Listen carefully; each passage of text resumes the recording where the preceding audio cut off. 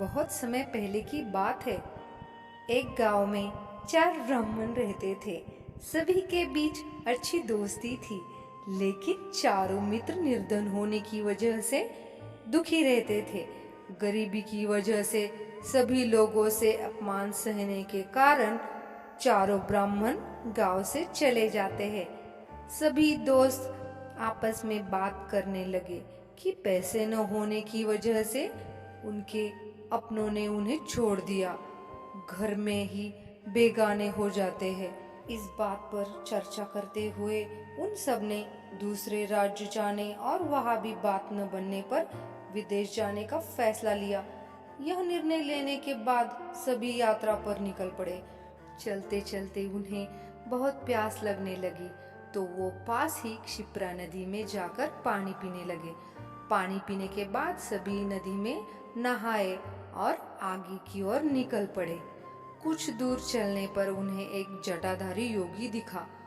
ब्राह्मणों को यूं यात्रा करते हुए देखकर योगी ने उन्हें अपने आश्रम आकर थोड़ी देर आराम करने और कुछ खाने का न्योता दिया।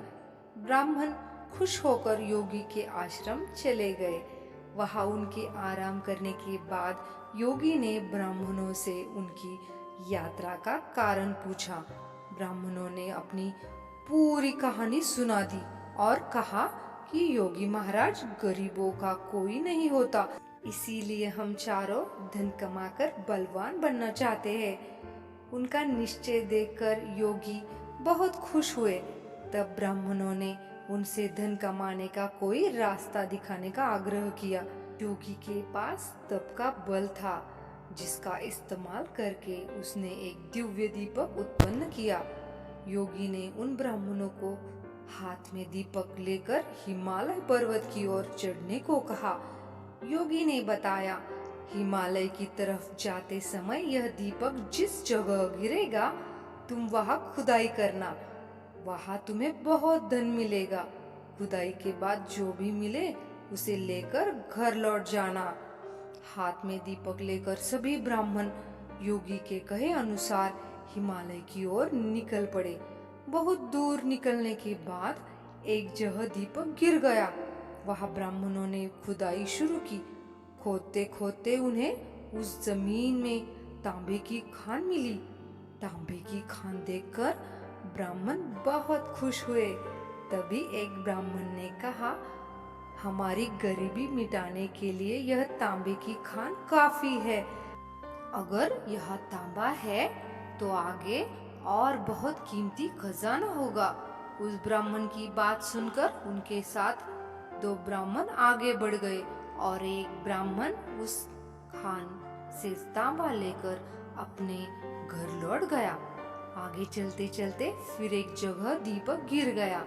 वहां खुदाई करने पर चांदी की खान मिली। यह खान देखकर तीनों ब्राह्मण खुश हुए। फिर एक ब्राह्मण तेजी से उस खान से चांदी निकालने लगा, लेकिन तभी एक ब्राह्मण ने कहा, आगे और कोई कीमती खान हो सकती है। यह सोचकर दो ब्राह्मण आगे निकल गए और एक ब्राह्मण उस चांदी की खान को लेकर घर लौट गया। आगे चलते चलते एक जगह दीपक फिर से गिर गया, जहाँ सोने की खान थी। सोने की खान देखने के बाद भी एक ब्राह्मण के मन में लोभ जाग उठा। उसने दूसरे ब्राह्मण से आगे की ओर चलने को कहा, लेकिन उसने मना कर दिया। गुस्से में लोभी ब्राह्मण ने कहा, पहले तांबे की खान मिली, फिर चांदी की और अब सोने की। सोचो आगे और कितना कीमती खजाना होगा। उस लोभी ब्राह्मण की बात को अनसुना करते हुए उस ब्राह्मण ने सोने की खान को निकाला और कहा, तुम्हें आगे जाना है तो जाओ, लेकिन मेरे लिए यह काफी है। इतना कहकर वो सोना लेकर घर चला गया। तभी वो लोभी ब्राह्मण दीपक हाथ में लेकर आगे चलने लगा। आगे का रास्ता बहुत कांटों भरा था।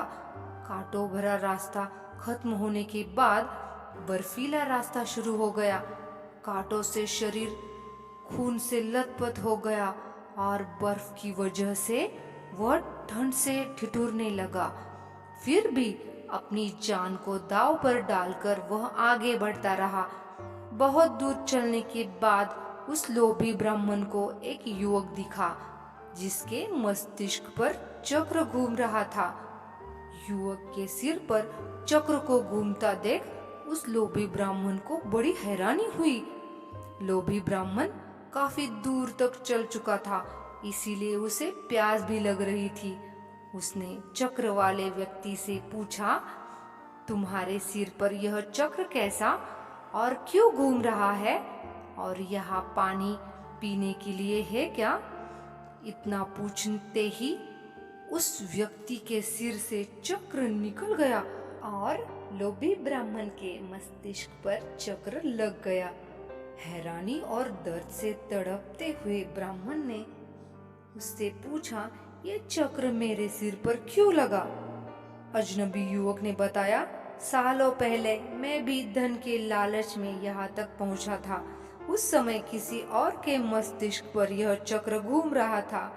तुम्हारी तरह ही मैंने भी उनसे ये सब सवाल किए तो मेरे सिर पर यह चक्र लग गया। तब उस ब्राह्मण ने पूछा कि अब मुझे कब इससे मुक्ति मिलेगी? इस पर युवक ने कहा, जब तुम्हारी तरह कोई धन के लालच में यहाँ तक पहुँचेगा और चक्र को लेकर सवाल करेगा, तब यह चक्र तुम्हारे सिर से निकलकर उसके मस्तिष्क पर लग जाएगा। फिर ब्राह्मण ने कहा कि ऐसा होने में कितना समय लग सकता है? इस सवाल का जवाब देते हुए युवक ने कहा, मैं तो राजा राम के काल से यहाँ हूँ, लेकिन मुझे पता नहीं अभी कौन सा युग चल रहा है। तुम इसी से अंदाज लगा सकते हो कि कितना समय लग सकता है। इतना बताकर वो युवक वहां से चला गया और ब्राह्मण मन ही मन बहुत दुखी हुआ और चक्र के घूमने से हो रहे दर्द से उसके आंसू भी निकलने लगे। इस कहानी से हमें यह सीख मिलती है, लालच हमेशा व्यक्ति को कष्ट और मुश्किल में डाल देता है।